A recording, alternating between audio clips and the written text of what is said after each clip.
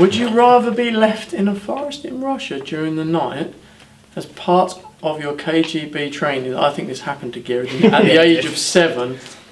Or to survive a bear onslaught, keeping in mind you would have already killed your first man by the age of 5. Or spend your life as Alistair Overeem's punching bag. I'm doing the KGB training. Yeah. The KGB training sounds like fun. I want to do that. You've already killed a man, and now you're going to kill a bear. Otherwise, I'm going to get punched by Alistair Overeem. Yeah, and when it says your life, it doesn't. It means your very short life as well. And you're in a bag. No, you are a bag. Would you rather have the personality of Ned Flanders or Danny Dyer? Ned Flanders all day, every day. Of course. Yeah.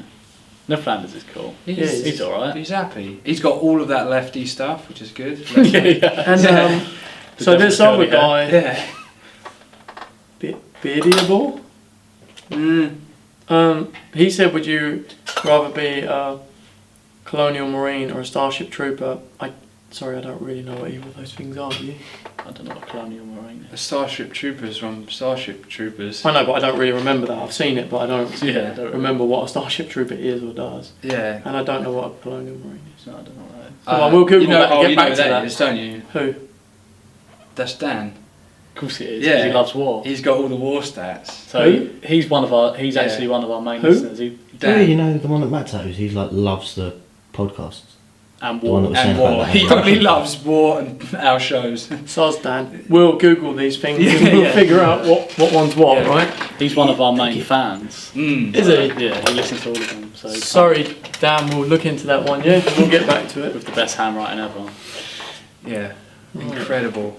It's number 7. Is all of that going in? That's the... Number 7? Last time we said 8, and then it turns out it's number 7. Okay.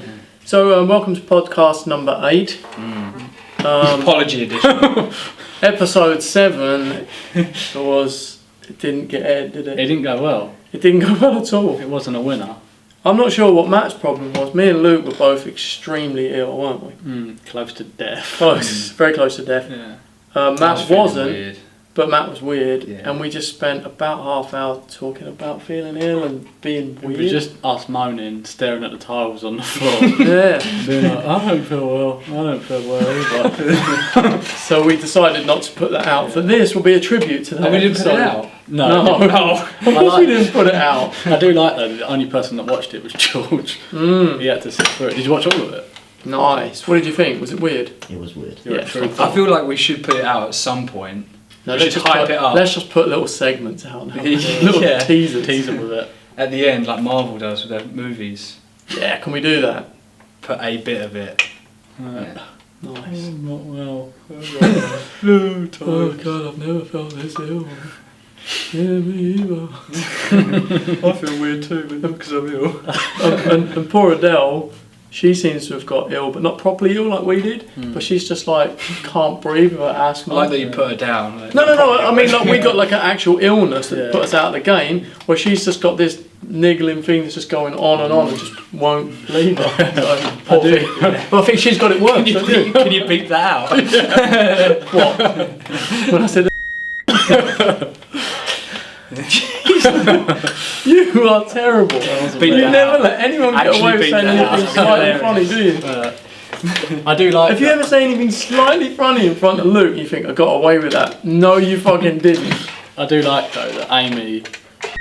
The word? Yeah, I know. Yeah. It is. Beep it out every time so he doesn't know.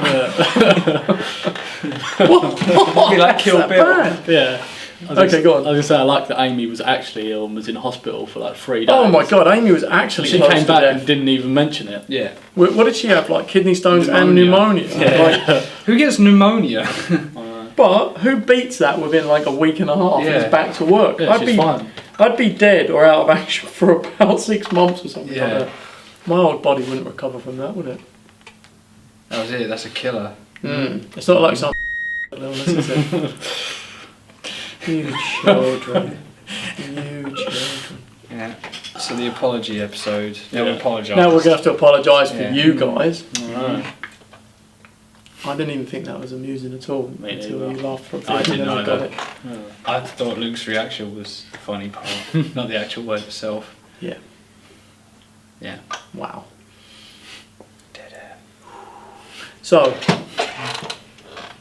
So what? So we apologise for that last episode that Well, didn't go out, I but think that's done now. We don't have to keep apologising. We're apologising for something that they didn't even see. Yeah, I thought So, that they had chill seen out. it and we're apologising for Yeah. it. Like, sorry, we made a shitty episode. Exactly. We didn't even put it out. Yeah, deal with it. Mm. Yeah.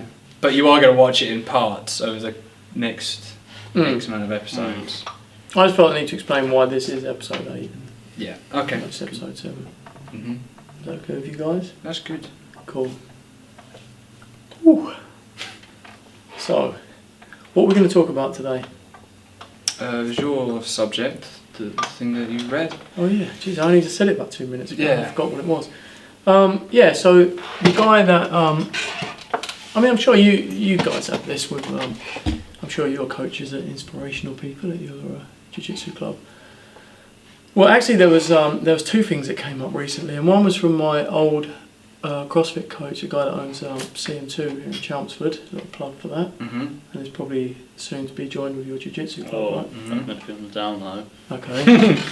Maybe Beat not. that out. Yeah. maybe not. Yeah. Beat that bit out. And the other one is my new coach. And every now, like I follow his Instagram and his YouTube, and he always puts out like kind of thought-provoking or inspirational kind of stuff. Tells little stories. I guess he reads stuff and he's like, "Oh, this sounds really cool." And he made a post the other day where he said that. What was the exact phrase I said? Where he said you're better off to don't rely on motivation, rely on, what was the word? Discipline. Discipline, yeah. I was going to say dedication, but discipline. So that discipline is better than motivation. That's what I was going to say. No, I was going to say dedication. Yeah. I said the wrong one. Only because it kind of rhymed. I feel like it Yeah. must be that, yeah. Would have been better. Yeah, so what do you guys think about that? Because he was basically saying that if you rely on motivation, you're just waiting for the perfect storm, waiting for something to happen to make you do the thing, versus you just disciplining yourself with daily action that gets the thing done. I mean, obviously, when you do it like that, if we're going to talk about drawing, for example, some days you draw stuff and it's terrible, it just doesn't work. But you almost have to just get that done because that's just how it's going to be some days, right? Yeah. Yeah, I always like a chat that Kevin Smith had with Jim Lee, artist, and Jim Lee was describing the way he... Jim Lee. Jim Lee. Sounds like a character from Lord of the Rings. Love that guy. He was describing how he got the one ring to the volcano. Jim Lee just sounds like a guy who's really into the gym. Am I really Jim Lee? Okay, we're going that way with it. Cool, go on. He was saying that he would, even though he didn't have a job in drawing, he would get up like he was going to a job, and he would sit at his desk as if he was going to a job every day and draw no matter what, even though he wasn't getting paid or he wasn't actually doing it for anything other than just practice, but he would treat it as if he was at work to get his kind of work ethic. Yeah. Yeah, like you say, it's you learn to be creative within that space of time and all that other stuff. Yeah, I'm sure there's other people. I'm sure there's other. I can't remember who it is. Maybe. What is his name? God, Matt Hunt will hate me for forgetting that. Nick, what's his name? The singer. From Nick. Whatever. Anyway, he's a well-known singer, and he did the same Nick thing. Wybrow. No. Oh, of course, Nick Wybrow. But yeah, he would just go and do the same thing. He would go. This is his job. He'd just get up at whatever time, go to his, wherever he writes or he does whatever. Nick Cave. Nick Cave. And he would just do that like a job every day. Versus some other people that just wait for that inspiration to strike. And I far prefer the discipline. So I mean, maybe you guys would or wouldn't agree, but like I always think I've just grown up being a disciplined kind of person. Like I enjoy discipline, and it just seems like that's the way to get it done. Like I've had conversations with other tattooists who say, some days they're halfway through their tattoo and they feel like, God, I'm just done, I haven't got it today. I never feel like that. No, I don't feel like that with tattooing. I come to work and it's 11 till 6 or whatever the day is, and my brain has just accepted that's what we do. Yeah. I don't care whether I'm in the mood or not. I just do the thing. Some days it's harder than others. Sometimes you've actually got to earn your money and actually work hard. Sometimes you run over time, the receptionists get annoyed with you. Sometimes, and then they realise that time is infinite, so why would you get upset about that? But do you know what I mean? So it's good practice to be disciplined. In this job, there's no like, oh God, I'm just not feeling it today, let's just go home after an hour. No, you're a tattooist, you just turn up and do your job for the X amount of hours that you have to do it, right? Yeah, I think it's the same thing we were talking about before, of having like unstructured moments in a main structure, isn't it? Yeah. Same as Jim Lee working. Yeah, we're poncy art fags, but at the same time, you need a structure, otherwise nothing will be done. If you are just waiting for this perfect, as you said, like waiting for the perfect moment, it's not really going to come, is it? And if you're not doing it all the time and you're not feeling what a shit thing is, then you don't know what the good things are either, do you?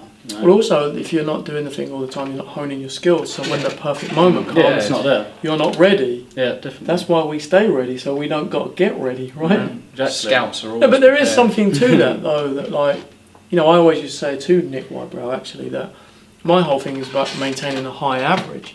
So if you just do your thing and you just keep as high an average as you can, when the wind's blowing in the right direction and everything goes your way, if you're maintaining, say, 85%, you can make the jump to 100% one day on 95 or whatever the highest is. If you're maintaining 45%, the jump to 100 is, impossible. Impossible. It's impossible. Yeah, definitely. But it is, rep right? max is unimpressive. Yeah. Well, but that's exactly it. Your 1 rep max is unimpressive if you can't work at 80% of that 4 reps. Yeah. Do you know what I mean? Yeah. It's the same sort of thing. But like I was saying to Adele today, like Adele's quite new here, and so a lot of the work she's doing is stuff that she wouldn't necessarily choose to do, but she's not offended by doing it at all, obviously. And so in her position, she's got 2 choices here, really. One is when you're doing the work that is your kind of thing, you treat that as brilliant. I get to be artistic. I get to do my, this is my jam. This is me getting my time to shine. And all the other pieces you just treat as technical practice, right? Definitely. You just hone your skills. And so the discipline part of it to me is, even if you're not feeling it that day, well, you still got to hone your skills. Whereas if you waited for motivation, you wouldn't get to do anything positive that day. You wouldn't have moved forward in any area. Right? Yeah, and then if you think about it that way, then you start becoming excited for the fact that you get to hone your skills. So then where you might look at it and be like, oh shit, that's a bit awful. You look at it from a technical aspect, it excites you. It excites you rather than you feeling like, oh God, what a crappy day I've got today. Yeah, which is really good. I mean, it's the same, it's just about finding the positive sometimes. It's the same as in, like Luke's been through this before, like being injured and whatever, when you do your sport, like when you're injured, it's shit because you can't do the thing, but the things that you love to do. But you can work on all those other things that you maybe wouldn't, maybe you work on your conditioning, or you work on the things that are left that you can do. And then it makes you excited to do that rather than feeling sorry for yourself because you're injured. Yeah, definitely. Find it hard to train. Yeah. I think as well, it's like making everything the best it can be, isn't it? Like we've seen people that have been here in the past that have kind of, when like they'll do really cool tattoos when it's a thing they want to do. When everything's lined up for them. Yeah, but when they have to do a name on someone, they'll just bang it out and okay, cool, that's done. Not put their effort and whatever. It's like, no, it's still a tattoo, and it's still another tattoo under your belt. It's like it's more tattooing than you did yesterday. Even if you are being selfish about this, and this is all about you and you honing your skills and you trying to get attention. Even if that, you could still see that as technical practice. Even if it's a name, like I'm going to do the best lines and the neatest tattoo ever. Yeah. But geez, maybe you could take a moment to realise this is on another human for life, and this is a great opportunity to, do a fucking good thing. I mean, how many people are actually in credit in life? How many people actually do good things on a regular basis? Do you know what I mean? Yeah. Here's a great opportunity to, they're never going to know whether you tried hard or not, but you're going to fucking know, right? I think as well it's important to, like you said before, you look at some people's work who do lots of different types of things, and it's like different people, isn't it? Where like, okay, they done a name and then that's that person. They did a portrait and that's that person. They did a whatever and it's that person. But it's just, you're just tattooing or you're just drawing, and it doesn't matter what. It's always you. It doesn't matter what it's of. But I think once you kind of realise that, it makes it a bit easier as well, doesn't it? Like what you said of when you look at something and think, oh, it's a bit crap or whatever, that you don't want to, just don't tattoo crap on someone. Yeah. Just do it till it's good. Yeah. Make the design till it's good. Yep. Yeah. It's an Definitely. important thing, isn't it? That's obvious, but it's kind of not as well, isn't it? Yeah. When the person's sat in front of you and asking you for a shit thing, isn't it? Yeah. Just don't do it shit. Don't do it shit. Do the Don't thing. do it Don't- shit. That's a t-shirt, isn't it? Yeah. That's one on Don't the do- inside though. Yeah. Talking about don't do it shit, don't do a shit. What the fuck Do was I it watching shit. the other day where someone was like, I just crapped my pants. And he went, as an adult, your two jobs are whatever, I can't remember what the first job was, and don't shit your pants. And it's like, and I just shit my pants. It's like, what? As an adult, you've got two jobs. Yeah. And one of them might be like, provide or take care of yourself, and the other one is don't shit your pants. I like the pee pants thing this morning. Oh, that was so funny, wasn't it? Yeah. The little girl. Yeah. That was good. Yeah, for anybody that doesn't know, that was a video of Brooke Hens, who's a CrossFit athlete, and she makes some kind of vlog, and I didn't even know why or how I was watching it, and she'd got all sweaty and it said it looks like I peed my pants, and some little girl just went, I just peed my pants yesterday. Okay, cool. And she seemed rather proud of that as well. It was funny as fuck. It happens. Yeah, she was motivated by it, wasn't she? She was- That was the moment. Yeah, she wasn't waiting for inspiration. No. was she? No, she wasn't. No. She was disciplined. Yeah, she was. And so the other thing I was going to say is what Rob, our old coach at CM2, he posted a thing on his Instagram the other day, which was a little thought-provoking. He was just having a swim, and he said that he hasn't done a lot of work in terms of what would we call it, like cardio, or not cardio is not the word, that's a bit too broad, but like aerobic type of, he used to do a lot of CrossFit, he competed at a really high level, and I think he just got a little bit bored of that and wanted to, who knows why, maybe he'd had quite a few injuries and stuff like that, and then he just wanted to get into moving properly. He realised like it's probably more important to make my body be able to move properly, and went down a different path and studied with like Ido Portal and did a lot of gymnastics and stuff like that. But anyway, he's having a swim and he said, I haven't done anything like this for ages, for maybe 2 years. I haven't concentrated on this kind of conditioning work. And then he said, but he put a new spin on it, which I found interesting. He said that he thinks it's important to do when you condition yourself in a sport-wise or working out-wise, you push yourself to an uncomfortable limit and stay there for an uncomfortable amount of time, and how that's got a wider thing than just relating to your sport or being better at what you do. It conditioned you to be able to handle life more. Like, I can deal with this horrible feeling for a prolonged period of time. It makes you stronger and more resilient in life. And these are the reasons why people should come to jiu-jitsu. But whatever, they Except should all do of whatever. I those mean, things. obviously, when I say he doesn't do conditioning, he does jiu-jitsu and he Yeah. plays hockey and stuff like that. But, He plays hockey. yeah, I just thought that he used to play hockey like at a pretty high level, I think. When he was What, in younger. Chelmsford team? Or? Mm. I think he does now, yeah. Pretty cool. But I just thought that was really interesting, especially for people out there that don't like, God, I don't like going to the gym, I don't like working out or whatever. Yeah. It isn't just about the gym. It's not not the just point. about looking good or Mhm. even being good at your sport or whatever. Like you guys do jiu-jitsu, you want to get good at that. But you're not just conditioning yourself so you're good at jiu-jitsu, it's making you stronger and better and more resilient in life, don't you think? Yeah, it's the same thing of putting yourself into situations and you get used to being uncomfortable, don't you, in things, and it just becomes your norm. And that's obviously something you can get from doing that kind of stuff. I don't think it even has to be physical, does it? No, not at all. But I really think that relates to that discipline type of thing, like, because it isn't pleasant to push your body to those limits at all. And sometimes it's very unpleasant and you do quit or you do want to stop, whatever, and other times. But it's good for you to do that thing, don't you think? Yeah, I definitely think so. When I'm not doing jiu-jitsu, I feel weird.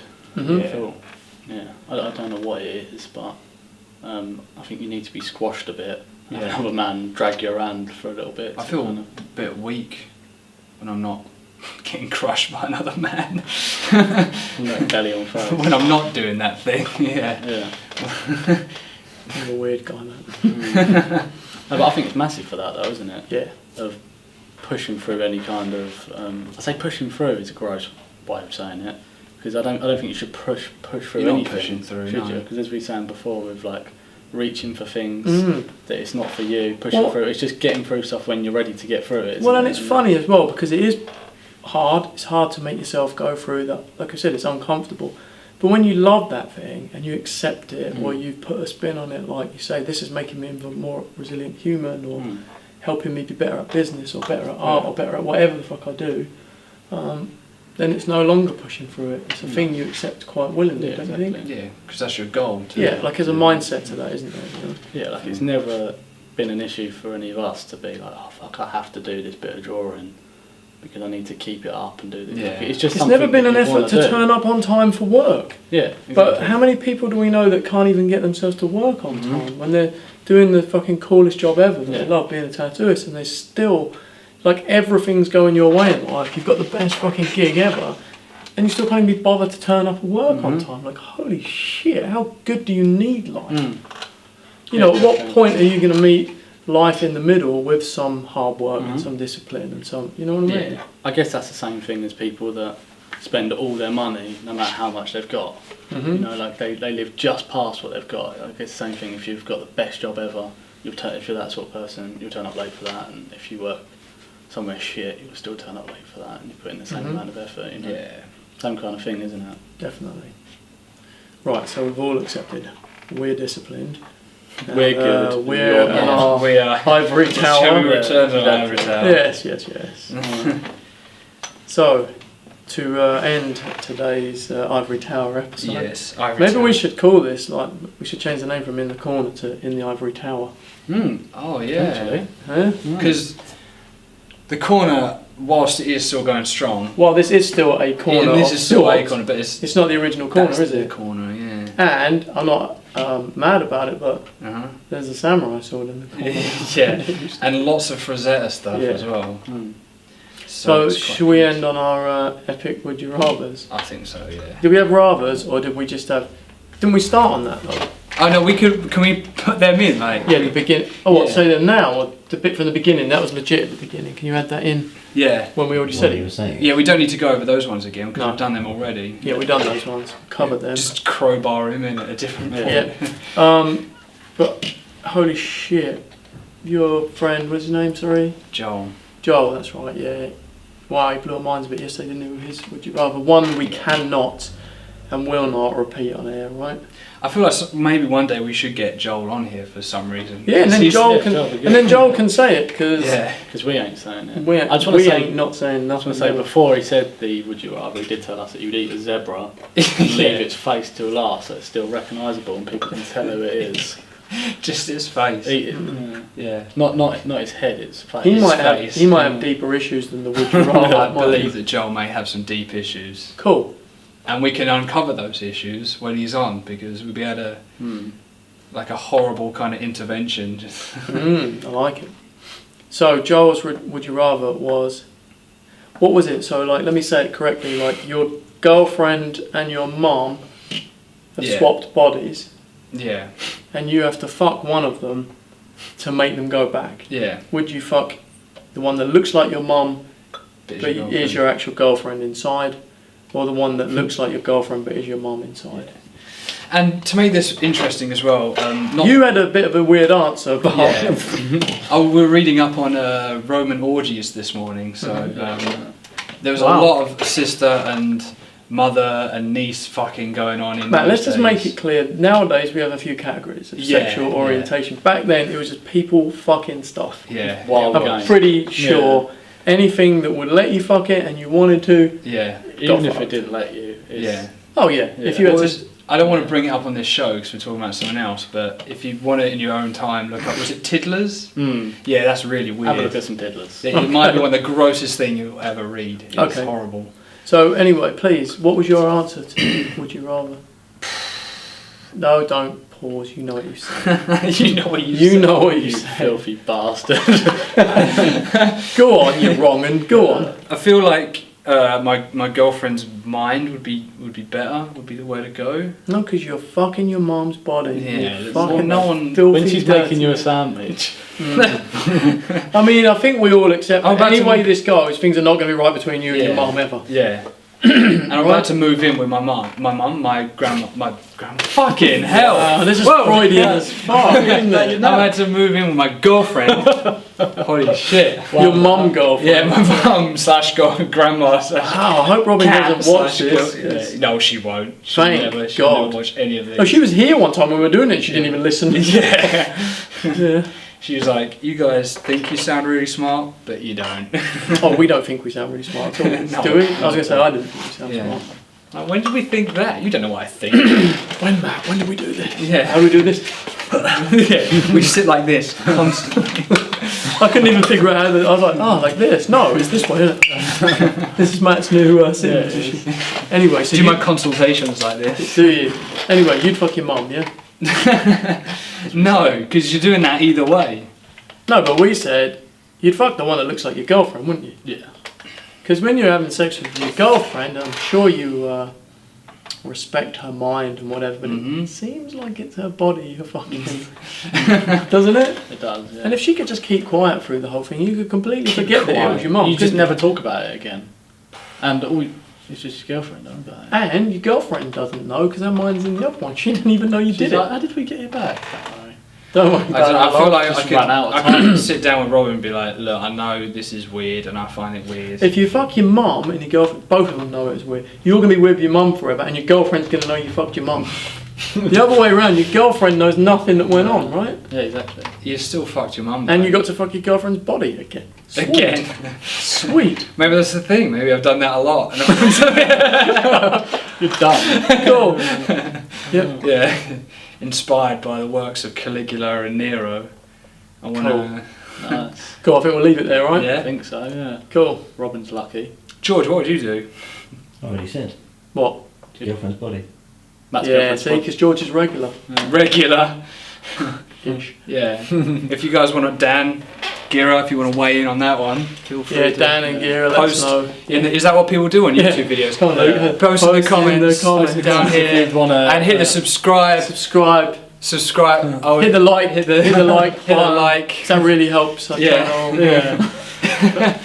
Share Share it if you want. If you don't, then don't. If you do, But do. Yeah.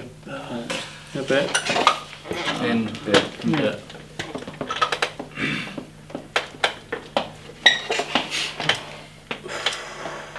Yeah. Good episode, lads. Yeah. there it is. Episode 9 done. 9's in the books. Is that better than the last one, George? So much better. Have more quantity over quality sometimes. Quality. The other way. Yeah. Huh? The other way. Yeah, sorry. Yeah. Quality over quantity. Yeah. Yeah. Quantity over quantity. Yeah, quantity over quality over quantity. Yeah. Buy high, sell Over. low. Right, so-